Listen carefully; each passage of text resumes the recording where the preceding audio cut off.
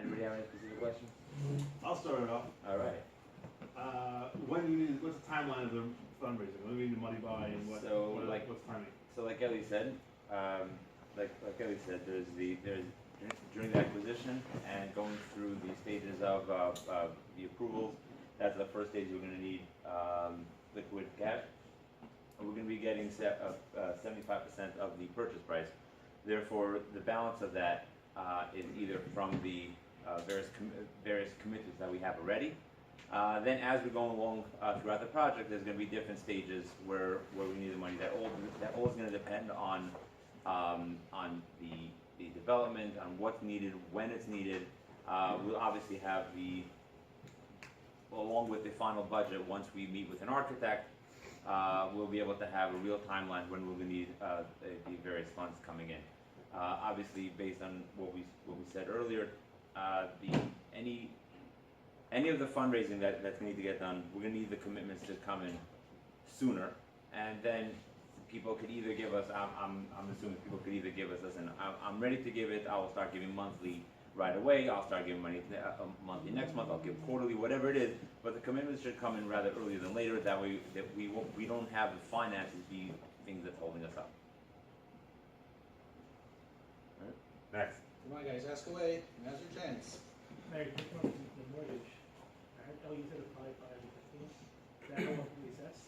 How often does the rate reset? Do we have to give this answer? 5, 15. The first 5 years is one rate, the next 5 years is another rate, and then the last 15 is It's always another. the same conditions. 5 years. No, so it's 200 basis points above the 5-year treasury. So if the 5-year treasury changes, as a matter of fact, now it's at its high. So if it changes a year ago, you would have taken out a mortgage, you would have gotten it for, you would have saved about one point on that, which would have been in the 3 rate. Realistically, rates are going up, so did you calculate it? Yes and no. No, it's not enough, it's a yes. Yeah. You can't predict that. Yeah, you Well, can't- realistically, You can't predict 5 Wait, years. based on that, we should all put our money in the stock market, and we'll be millionaires overnight. It could go up, it could not. You should have. You could. No one's arguing that. Everything I'm is asking, speculation. Did you factor that in? That's the answer to my question. What, in 5 years from now, what the rate would be in 5 Yeah, years? if rates go up. We could have a To crash. answer that, We could have a crash. Avi, to answer that, no, we do not have a 25-year forecast of Shul. Right now, we're dealing with what we have right now for the first 5 years, getting to another speed. If there's an increase in our mortgage payments all of a sudden, you know what, we're probably going to come back to the member and say, you know what, we have $900 a year right now, we need to go up to 1,000. I think it's worthwhile modeling out a change, and I think it's Did smart to Valley model out a change, and we can see what that looks like. Did Valley give us a commitment letter? No, I haven't given them, I haven't given them any number, I haven't given them any application or anything. I just. Ellie has a long-lasting How do we relationship know with, What? How do we know we're getting approved? Ellie has a long-lasting relationship with So again, Valley. we He has verbal approvals on it. We don't, it's based on personal income, it's based on the income and expense of the current Shul right now, and also it's based on a personal guarantor, showing that he has enough, whatever, so hopefully combined with those two, we could get it, but again, if we don't, you're right. Then maybe we just may end up buying the Shul, holding the Shul for a while, until we could, show enough income and expense, but we really should try to get it Shul up as soon as possible, because we're, we don't have time.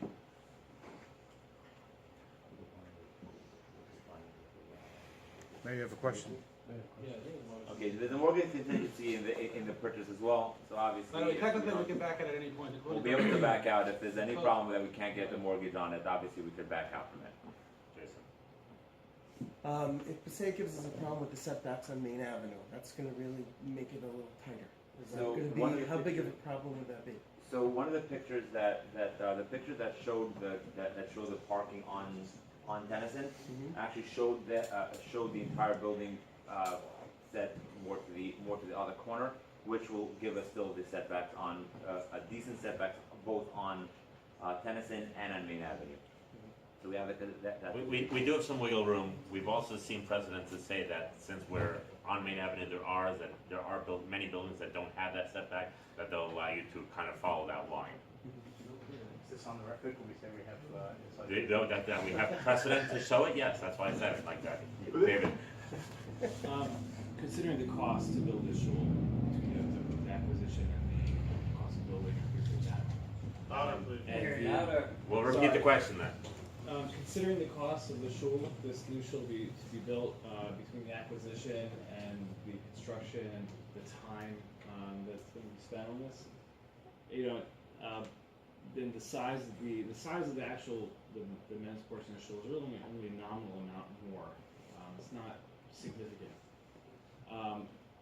Do you think, A, there's a way to make more space?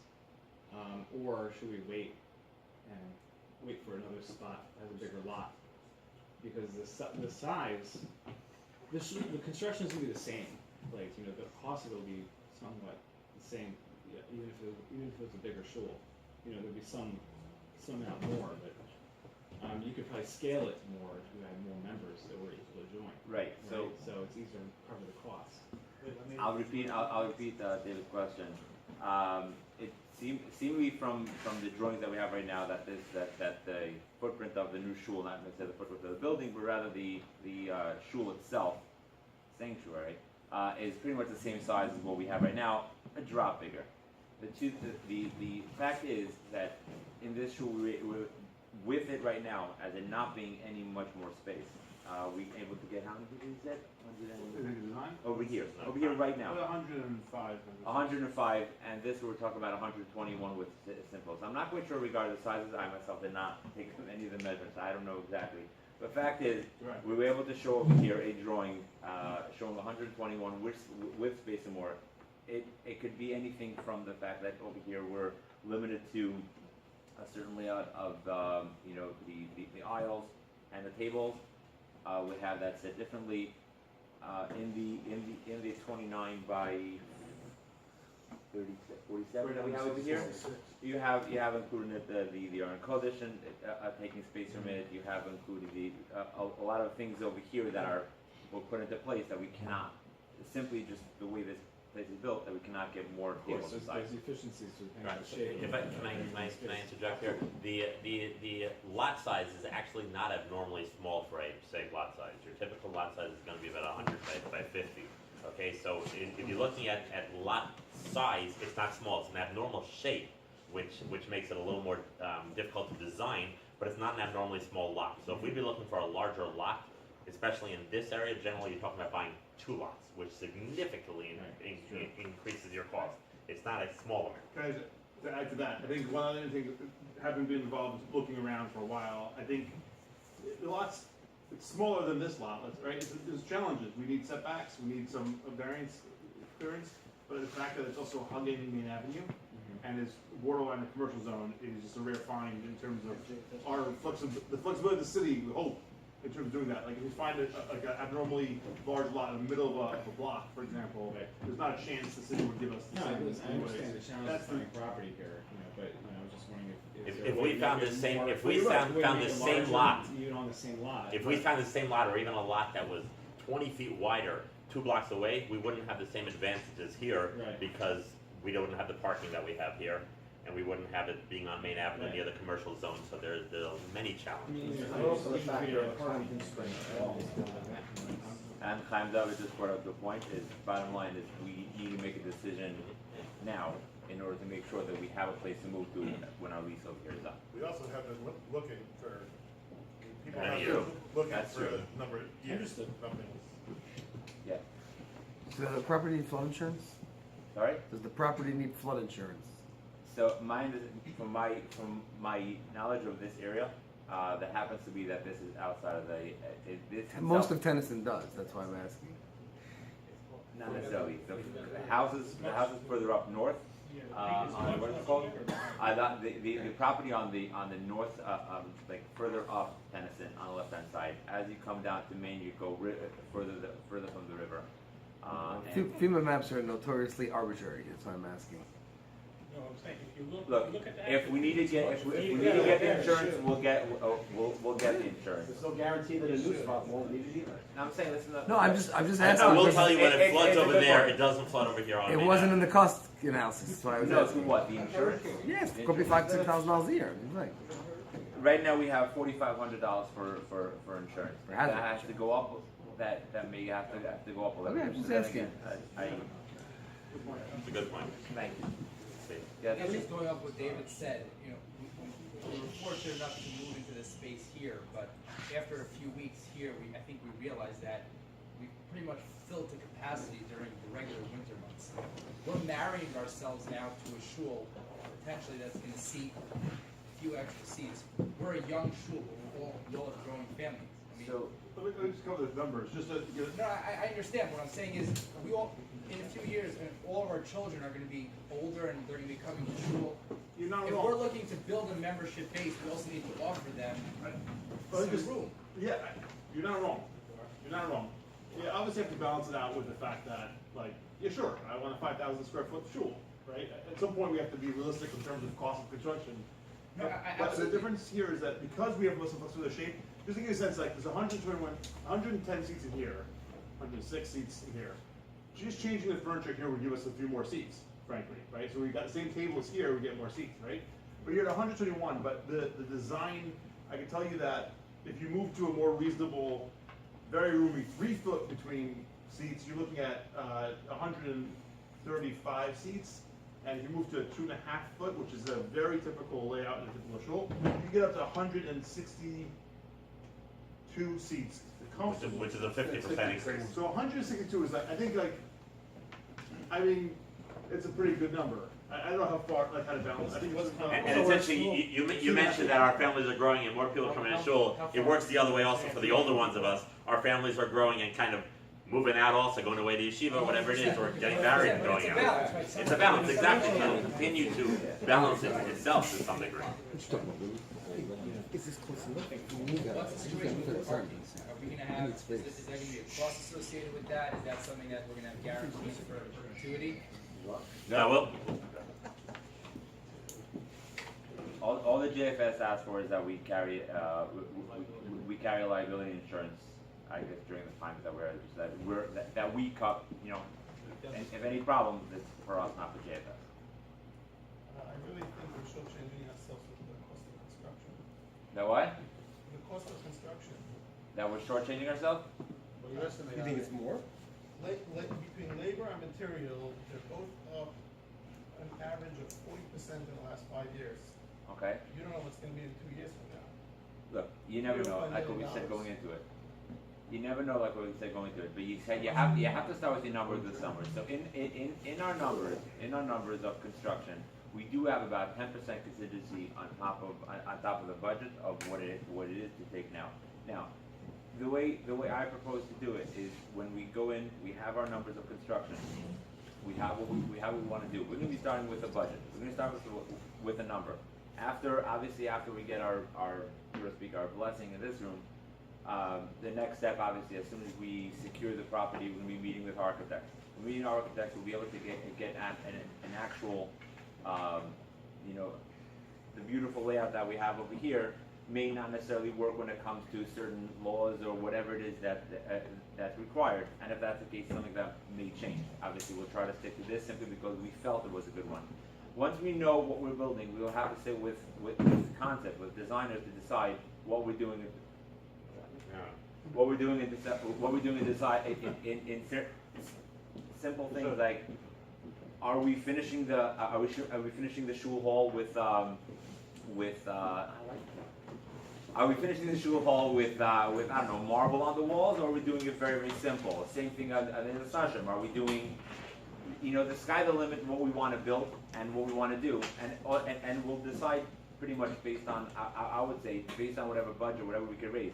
If we suddenly able to raise $900,000 and, you know, still be able to keep our mortgage within line, we'll have more room to build a nicer thing. Tight margins, I'm hoping everybody will stretch to the limit based on the numbers that were thrown out today.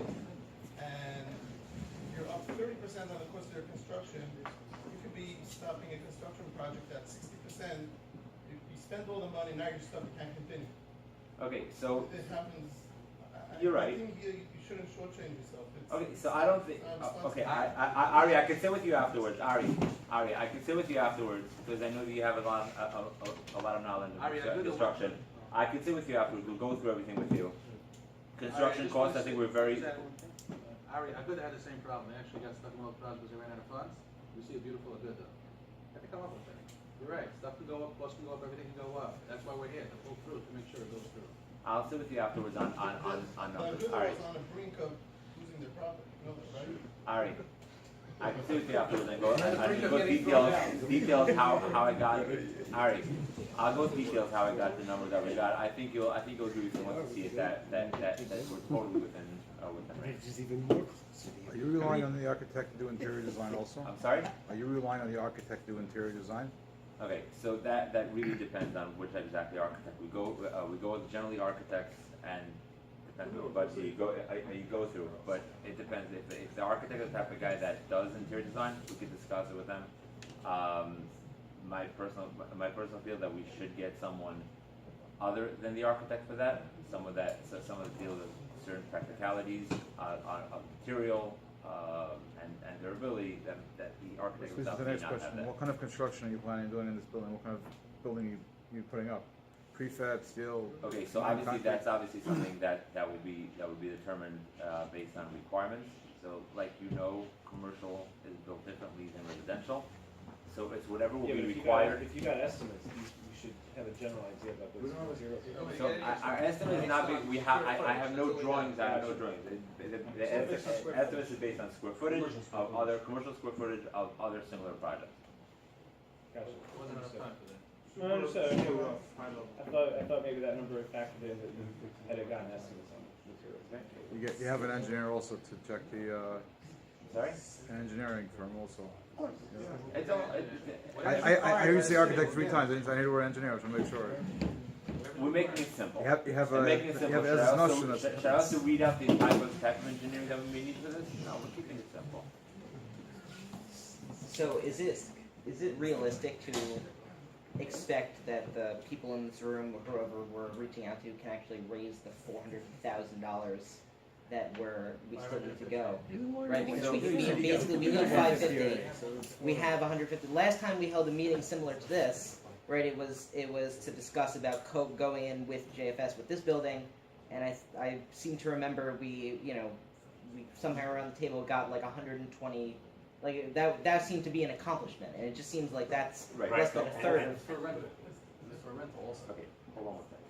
Adam, when you're going into a permanent space, more people can go to, more. So that's good to hear, right?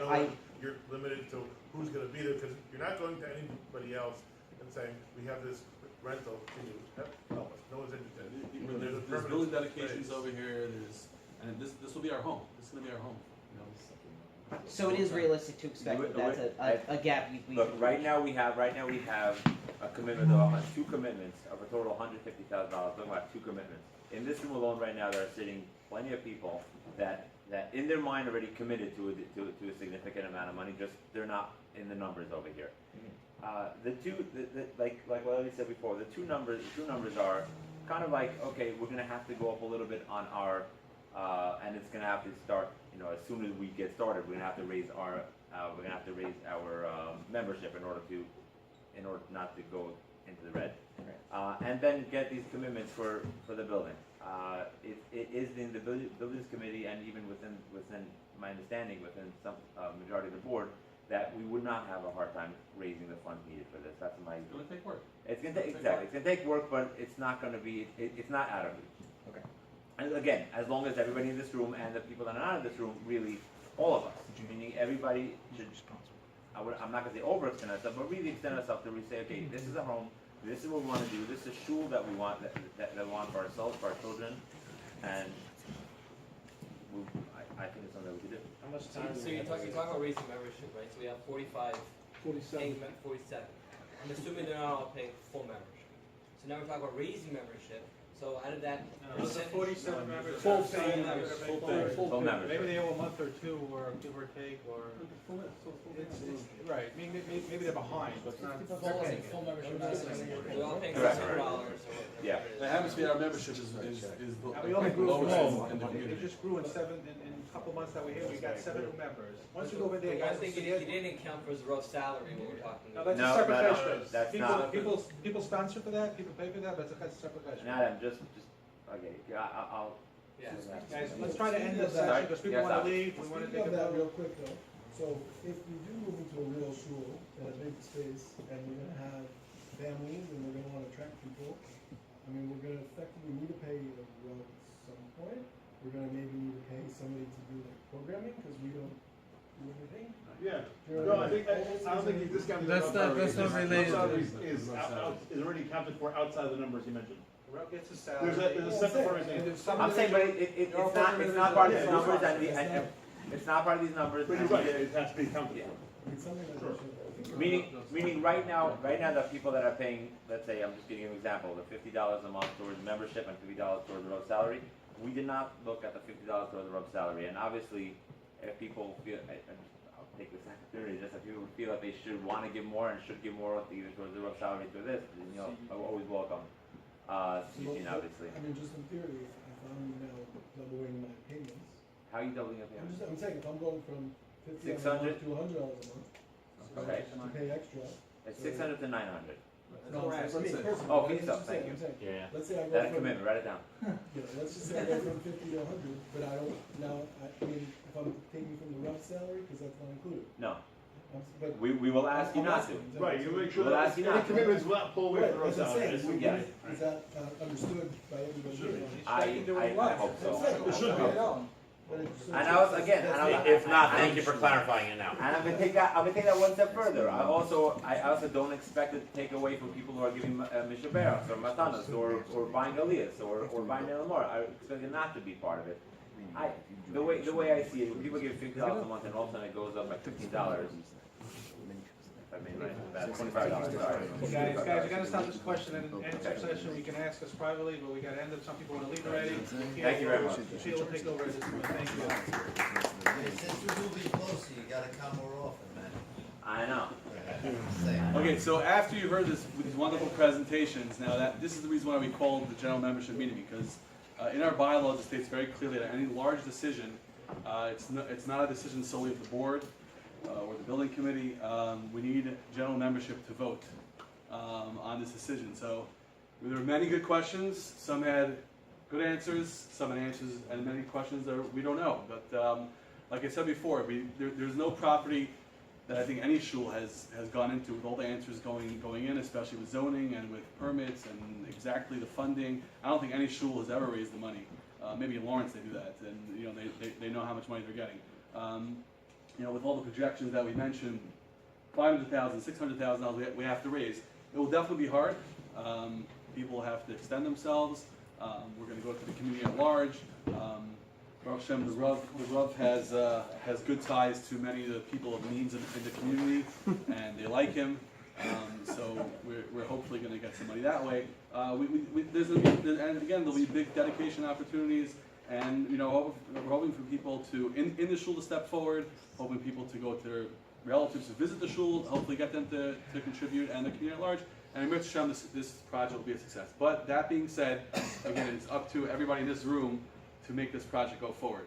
So, as of tonight, we need we'll do it by a show of hands of people in this room, assuming that they're paid members.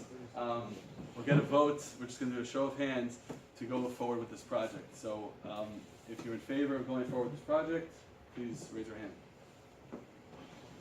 One second. Someone counts? I think it's enough. Yeah, I think. How about the other way? Whoever's not in favor, raise your Okay. hand. You get singled out. Who abstains from raising their hand? Yeah, and, hopefully, again, we want this. At least the secretary is writing this down. Oh, you're writing it, right? Is there a number that you have in mind that you projected that might be what each family would be expected to? Okay, so that's actually a good question. So actually, in our numbers, okay. So in our numbers, I'll tell you in our projection, in order to make sure that this is how we had it. That out of the regardless of the two commitments, we under the assumption we have 3 members that are going to come up with 25. We have 3 members coming up. Sorry, 25,000. Again, over the next 2 years of This is construction. besides the 150. This is besides the 150. 3 members come. 3 members at 18,000. 5 members at 10. 20 members at 5,600 and 15 members at 3,600. I think that Doesn't have to be members. again, Donors. exactly, right. It could be anyone. And then odds and ends What's that that total then? and then with adding outside pledges, we're at roughly 530,000. So we're still going to need a little bit, you know, to raise a little more. Say, but just back to Vic's point, the reason why one of the reasons why I didn't want to bring up actual numbers, what they expect is sometimes you could lowball people. If I threw out a number, we're expecting $5,000. So for some people that's saying themselves, and others go, great, I'll do $5,000, and then somebody could give in a potential 10 or 15.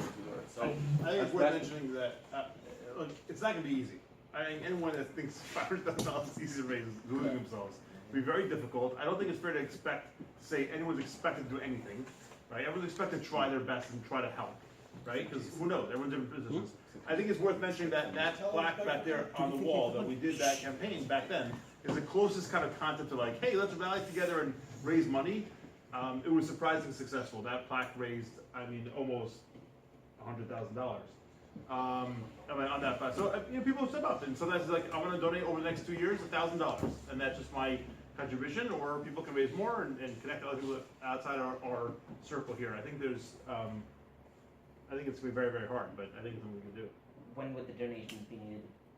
We're going to cut. Yeah, I mean, over 2 years, we're going to come up with a more formal plan once we close. But it's really the sooner the sooner the better. You know, we start accepting donations tonight. You need roughly $450,000 now.